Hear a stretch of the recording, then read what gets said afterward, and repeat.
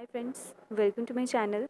So in this video we are going to discuss about various differences between ASCII and Unicode character sets. It's also known as non-Unicode character set, ASCII or non-Unicode character set. Okay, so what are the differences between these two over here? The very first difference is that they do not include or start with an. In this, every character data types does not proceed with an, whereas in Unicode data types, every character data type precedes with an. Okay, here in char also there is an, in varchar 2 also there is an, in text also there is a, and so this is the very first difference. The reason is what? It is a globalized sport data, it stores globalized sport data, and it stores only localized sport data. Okay, so this is the first difference between ASCII and Unicode character set. The second one difference over here is that it can store to the power 7 is a 128 possible different values.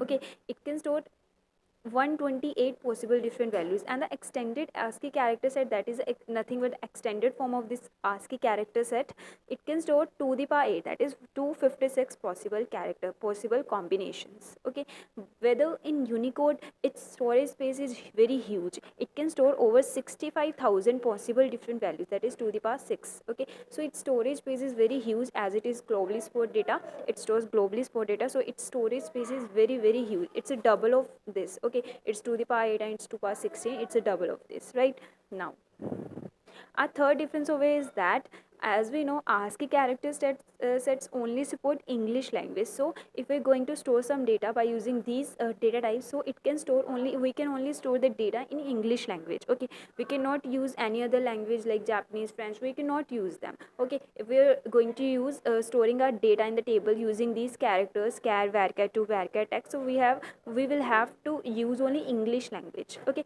but in case of this it's not so, we can store a data in any of the language.